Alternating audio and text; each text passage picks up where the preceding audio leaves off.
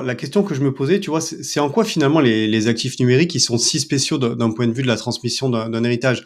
Je comprends que voilà, c'est une nouvelle classe d'actifs, que les notaires, même les successeurs n'y sont pas forcément habitués. Mais ce que je me dis, tu vois, par exemple sur des plateformes centralisées, finalement, si le notaire il écrit à la plateforme centralisée que vous savez qu'il y a un client qui avait des sommes chez cet exchange-là. Bon, finalement, c'est presque un peu comme une banque. Vous pouvez lui dire, bah, merci de nous renvoyer les fonds en euros à tel RIB. Mais finalement, qu'est-ce que c'est qui pose problème? C'est plus quand vous identifiez de l'argent détenu directement sur des portefeuilles comme, je sais pas, MetaMask, Phantom, etc. C'est encore d'autres problématiques. C'est quoi vraiment le sujet là-dessus? Je prends la question par la fin. Sur la partie détention en propre, MetaMask, Phantom, là, on n'a pas de solution si ça n'a pas été anticipé. Donc là, pour ça, c'est le coffre, les GAPAS, faut le faire de son vivant.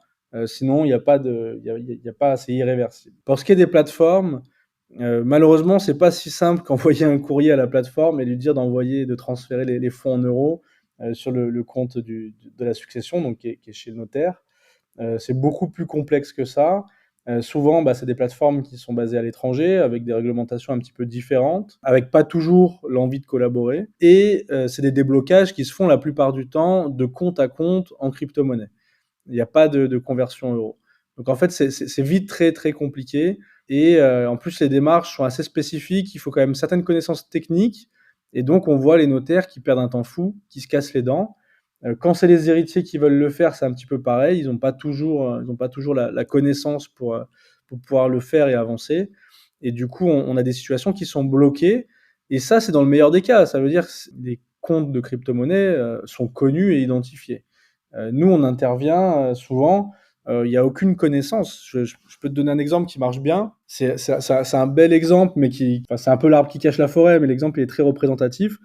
On est mandaté sur une succession donc d'un vieux monsieur, près de 80 ans, qui vit en campagne. Voilà, il n'a pas d'héritier direct, à part une sœur. Enfin, du coup, qui est pas direct, mais son héritière, c'est sa sœur, qui est à peu près du même âge. Et ce monsieur, bah, du coup, bon, il décède, il était un peu tout seul. Le notaire sait pas trop ce qu'il a. Il a aucune information. Il nous confie ce dossier-là. Nous, on se demande bien ce qu'on va pouvoir trouver. On regarde, on fait nos enquêtes comme d'habitude. Et en fait, c'est un dossier sur lequel on a retrouvé plusieurs dizaines de milliers d'euros en crypto-monnaie. Et bah, du coup, ce monsieur à la retraite, bah, il avait investi dans de la crypto, alors sur des plateformes. Il avait tradé un petit peu, et puis voilà, il avait fait quand même des bons placements, il avait investi des belles sommes, et c'est de l'argent qui a été complètement découvert. Et personne n'aurait soupçonné, même nous à l'ouverture du dossier, qu'on allait trouver une telle fortune sous cette forme-là, en fait.